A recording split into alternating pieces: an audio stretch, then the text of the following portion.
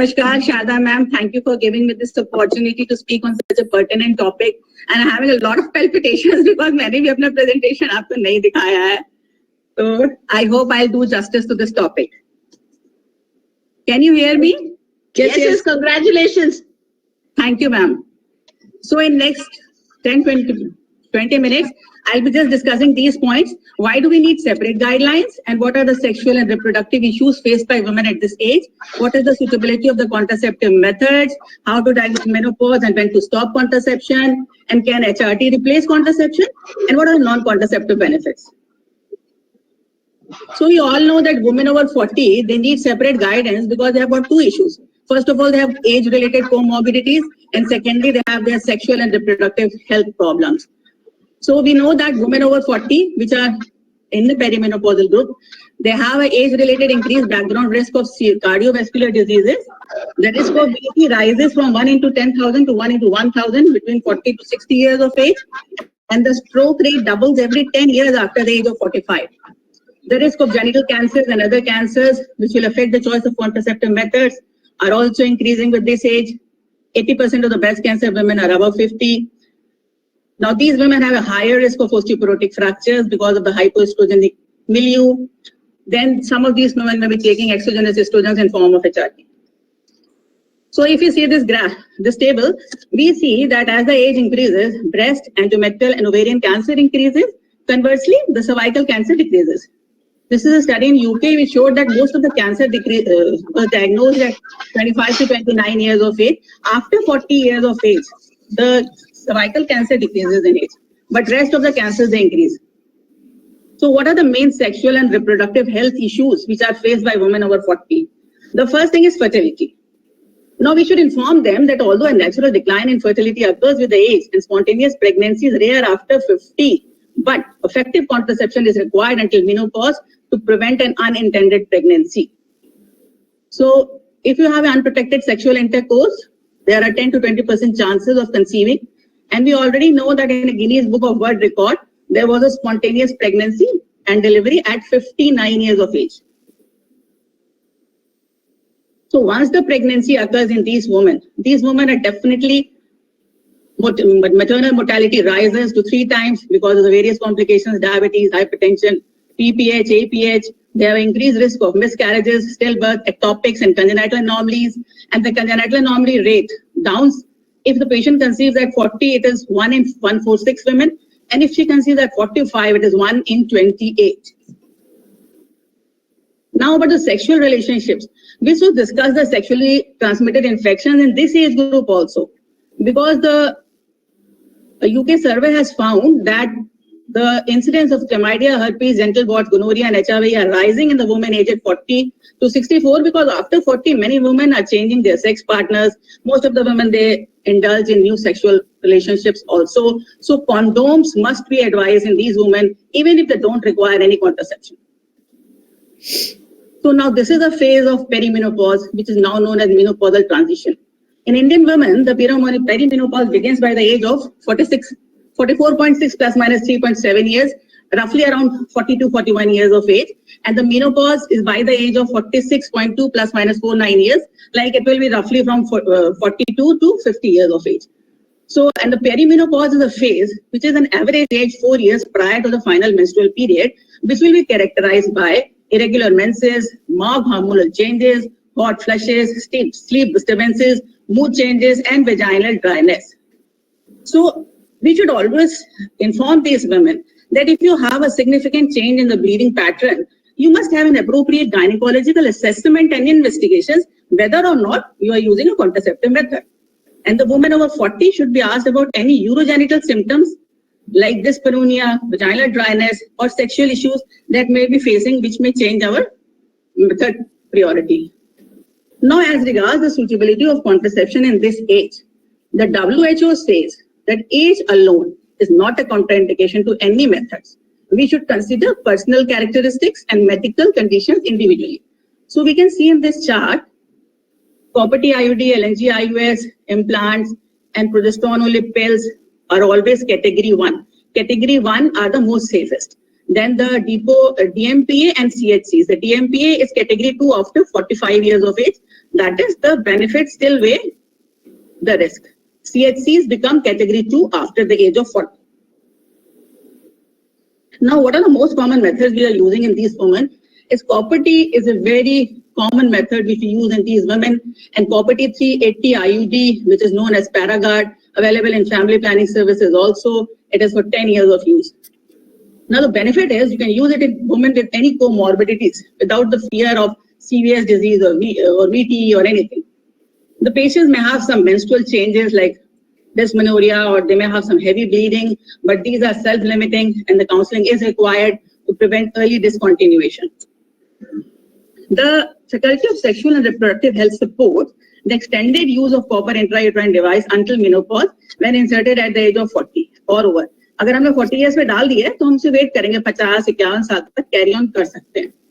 So there is just a bit of caution, like if the patient are more prone to sexually transmitted diseases, then before intrauterine contraception, we can screen them, but it's not mandatory. Then second is a Mirena. Mirena is the most useful for women who are having heavy and irregular bleeding. We have no scare of any cardiovascular problems. There is no risk of increased VTE, but it should not be used in women with suspected or known breast cancer. The Faculty of Sexual Health supports the extended use of Mirena for contraception until the age of 55 if it is inserted at the age of 45 or over. Usually Mirena is like 5 to 7 years for contraception, but you can extend the use if you are putting it at the age of 45. But if it is used as a hormone replacement therapy, you have to remove it every 5 years. That's a question. Progesterone only implants, though we are not using much in our practice, but they are very safe. They can be licensed for 3 years regardless of age. They are not increasing any risk of VT, stroke, myocardial infarction, and has not been shown to be affecting the bone mineral density. Irregular bleeding is a common side effect which we should consider a moment. Then the progesterone only injectable.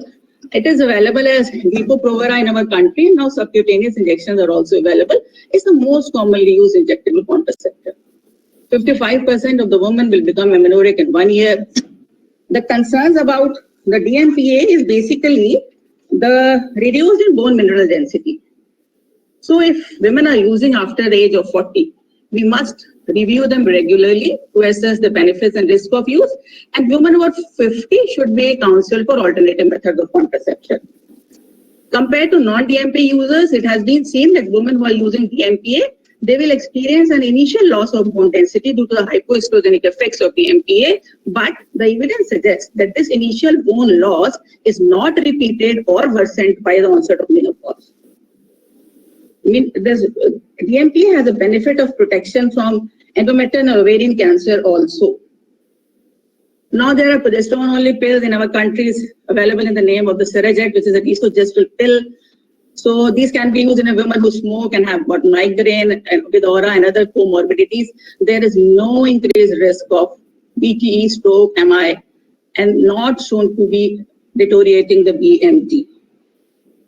Now the combined oral contraceptives, they are the most commonly used contraceptives. They have got a lot of benefits and they have got a lot of contraindications as well. So these are the latest recommendations from 2019 FSRH.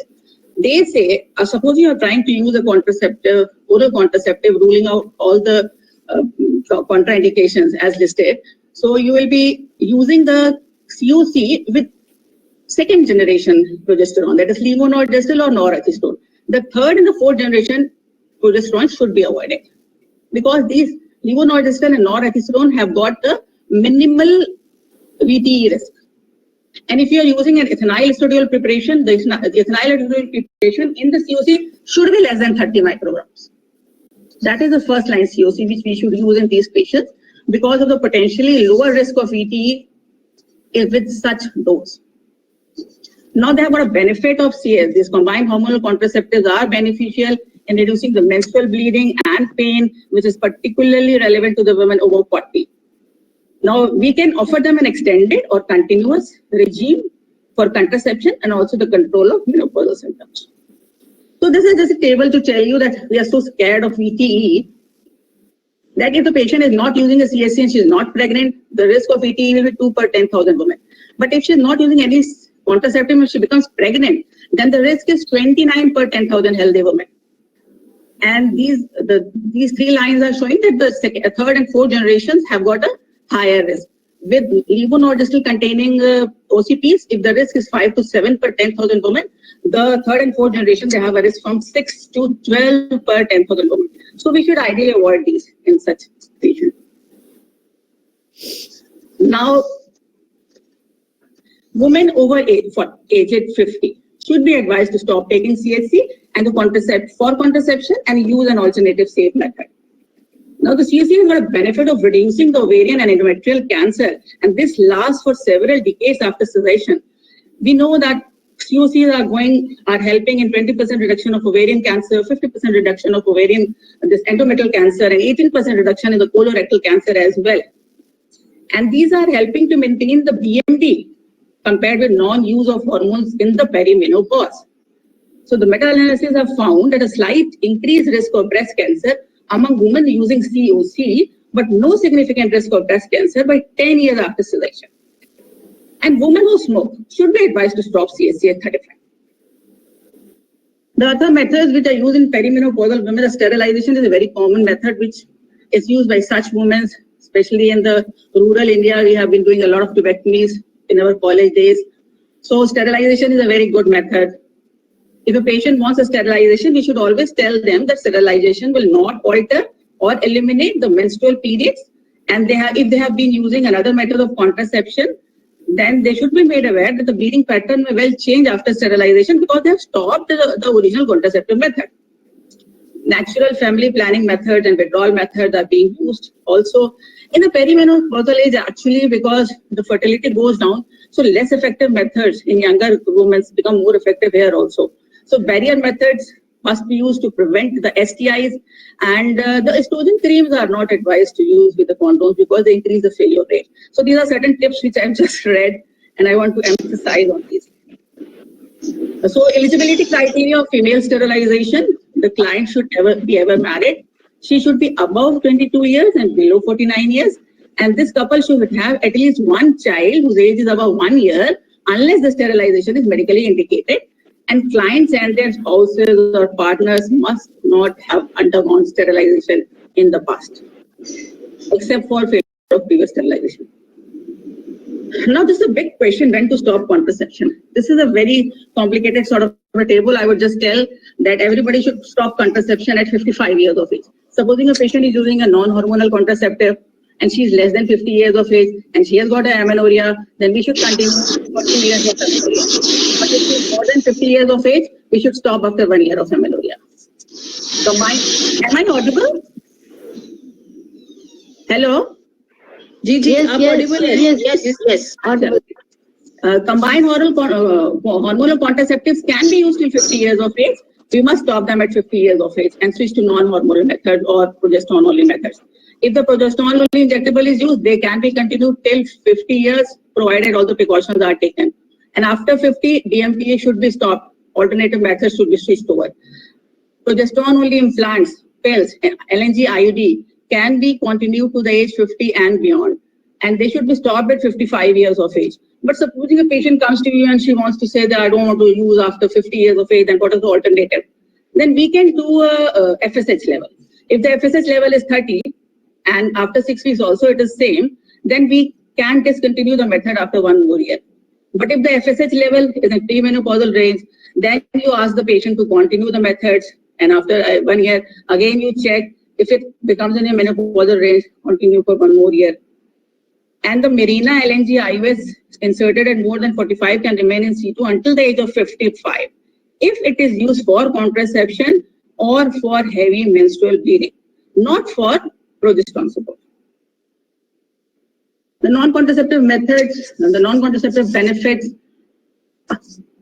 are copper T IUD is shown to reduce the risk of endometrial cancer. LNG is very good for heavy menstrual bleeding. DMPA also reduces the heavy menstrual bleeding, vasomotor symptoms, and risk of endometrial and ovarian cancers. Estrogen-containing oral contraceptive, they reduce the heavy menstrual bleeding. They prevent bone loss. they help in vasomotor symptoms, and they reduce the ovarian, endometrial, and possibly colorectal cancers, which we should keep in our mind. Female sterilization also reduces the risk of ovarian cancer. Condoms definitely prevent the sexually transmitted infections. I would suggest everyone to this. There is a tool which is known as World Health Organization contraceptive tool. You can download it from Play Store and App Store and see which category of progesterone or which category of contraception is suitable at this age and with the comorbidities. Now, diagnosing menopause. When a patient is using a CHC, she's having a withdrawal B, how would you know that she's gone into a menopause? So, because menopause is a clinically diagnosis made retrospectively after 1 year of amenorrhea, most women do not require measurements of their serum hormone levels. Now, if needed, women over 50 using progesterone-only contraception, including DMPA, can have the FSH measurements undertaken to check the menopausal status, as I already told. But the women who are using CHCs or they are on HRT, they have a suppressed level of estradiol and gonadotropins. So measuring these hormones does not give accurate information on which to base advice regarding menopausal status and when to stop contraception. Now, patients may ask that whether the contraception affects the menopause. So they should be informed that contraception does not affect the onset or duration of the menopausal symptoms, but may mask the signs and symptoms of the menopause. Now, supposing a patient is using a hormone replacement therapy. So what to do about the contraception? So the guidelines is the woman using sequential hormone replacement therapy should be advised not to rely on this for contraception because the amount of hormones which we are giving in MHT, they are not equivalent to the one which we give in COCs. They are not suppressing the ovulation. So they must use an additional contraception. Women may use Mirena levonorgestrel intrauterine system with estrogen. If you are giving estrogens only, we can put Mirena for 5 years for endometrial protection as a part of a HRT regime. But make sure that you have to remove the device every 5 years. Now, at present time, the POP, IMP, and DMP are not licensed for and cannot be recommended as endometrial protection with estrogen only HRT. Only Mirena is recommended. All progesterone only methods of contraception are safe to use as a contraceptive alongside the sequential HRT. Now, CHC can be used. This is one point that CHC can be used in eligible women under 50 as an alternative to HRT for relief of menopausal symptoms and prevention of loss of BMP. So there's a table, there's the same telling the same thing which I just discussed. Now, in the end, what I learned after studying all this, the safety tips which I have to keep in mind, I hope Madam and all my seniors will agree with this and correct me if I'm wrong, that stop all contraceptives at age 55. IUDs and progesterone-only implants are safer methods. Now, DMP is a category 2 after the age of 45, but should be avoided if the patient has a high risk factors for osteoporosis after 40 years even. Some patients may be like inactive, they have a history of osteoporosis, they may be vitamin D deficient. In these patients, we should offer them another contraceptive. And COCs can be continued till 50 years with all risk factors ruled out. And only Mirena is licensed for use for endometrial protection. And because of the possibility, this I read somewhere and I found it very interesting that because of the possibility of 2 to 10% ovulation after 1 year of amenorrhea in women over 45 years, we must continue the contraception for 2 years. That is a logic to continue it beyond 1 year. And lastly, contraception is a shared decision between the doctor and the patient after discussing all the risks and benefits to her. So this is my smiley smiling with a mask.